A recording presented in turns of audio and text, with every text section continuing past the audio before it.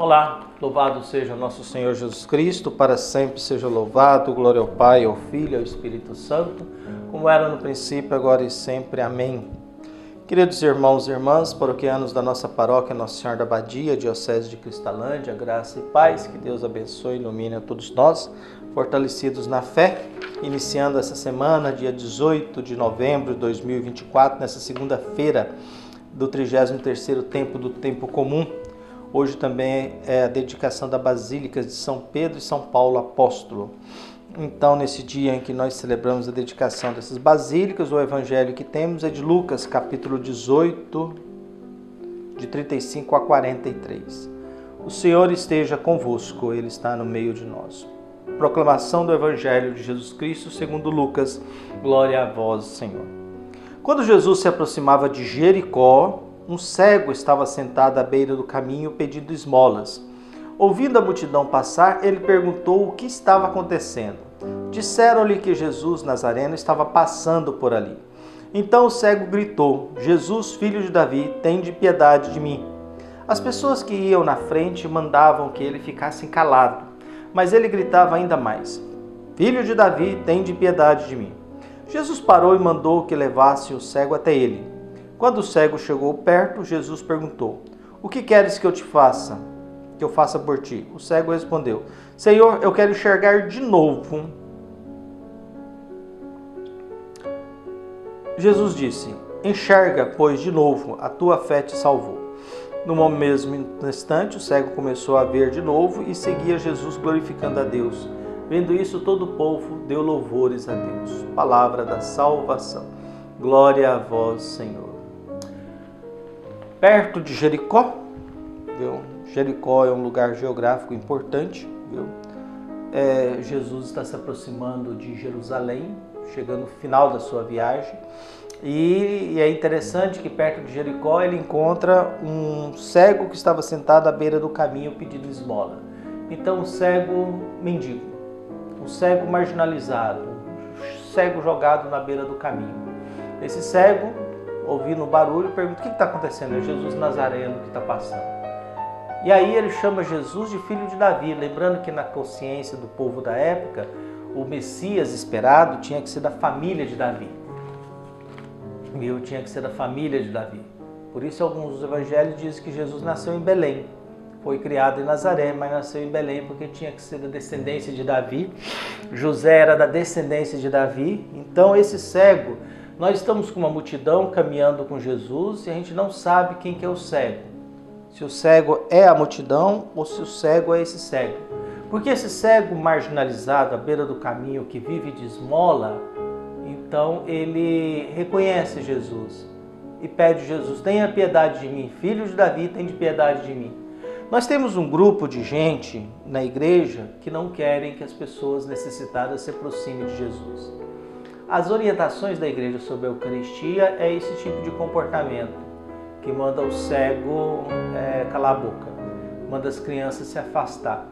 As orientações da igreja de proteção à comunhão, à Eucaristia, diante das leis, é fruto dessa mentalidade de que só pode chegar perto da Eucaristia os puros e os santos. É uma mentalidade farisaica da igreja, em que ela não permite que o cego comungue.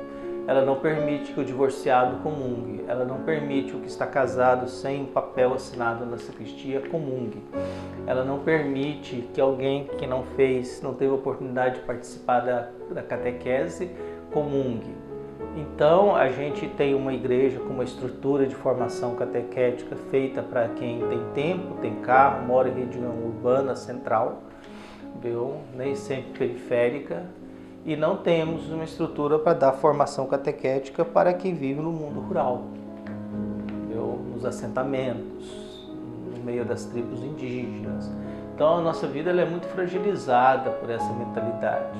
A mentalidade da hierarquia católica ainda é muito ligada ao farisaísmo, do puritanismo para isso.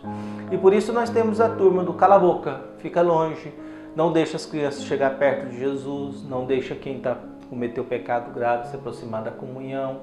Essa mentalidade perdura ainda no mundo religioso. Mas o mundo religioso de Jesus é diferente do mundo religioso da estrutura hierárquica da igreja.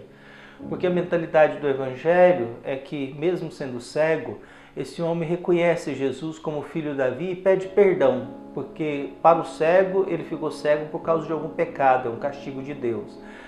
A doença é um castigo de Deus por causa de um pecado, era a mentalidade que prevalecia na época. Então, para mim ser curada, a primeira coisa, eu preciso que alguém tenha piedade de mim. Então, diante do cala a boca, deixa para lá, fica longe, então Jesus resolve, traz ele aqui. Aí esses que mandaram ele calar a boca e ficar longe são lá, ó, Jesus está te chamando. E são obrigados a levar. O diálogo com Jesus cego é muito simples. O que você quer? Eu quero ver de novo. Falar que ver de novo significa que esse homem já viu. Por algum motivo ele ficou cego. Por algum motivo ele perdeu a visão. Mas ele está vendo Jesus uma esperança de salvação. A multidão não, os apóstolos não. Porque os apóstolos ainda não conseguiram fazer uma profissão de fé. Os apóstolos ainda não conseguiram enxergar. Então é muito interessante, chegando perto de Jerusalém, Jesus cura esse cego e fazendo uma referência à cegueira de fé das pessoas que estão com ele. Da cegueira de fé dos 12, da cegueira de fé de cada um de nós, e às vezes da cegueira de fé da própria igreja, que é incapaz de reconhecer Jesus como misericordioso, como aquele que acolhe, como aquele que dá exemplo, como aquele... É difícil do mundo hoje, que o mundo religioso virou um antro de vaidades, né? Um antro de poder, de aparição, de fama, prestígio, de shows. E às vezes isso pode nos levar a uma certa cegueira da fé.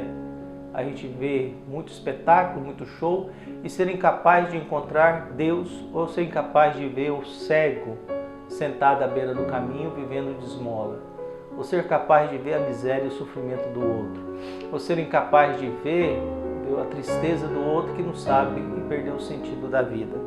Por isso Jesus, como fato final desse evangelho, esse cego que agora vê e a fé dele o salvou, enxerga, pois, de novo, a tua fé te salvou. Lembramos que há momentos em que a pessoa é curada, mas não significa que ela foi salva como os 10 leprosos. Um samaritano, a fé te salvou. Então a gente pode ser às vezes curado, mas isso não significa que a gente tenha salvação. Esse cego que agora viu Jesus, quero ver de novo, viu Jesus e sai glorificando Jesus e seguindo-o, é alguém que agora tem a salvação. A tua fé te salvou. Então que Deus possa nos dar uma fé que nos leva à salvação e o olhar de esperança e de brilho. Um abraço, até mais.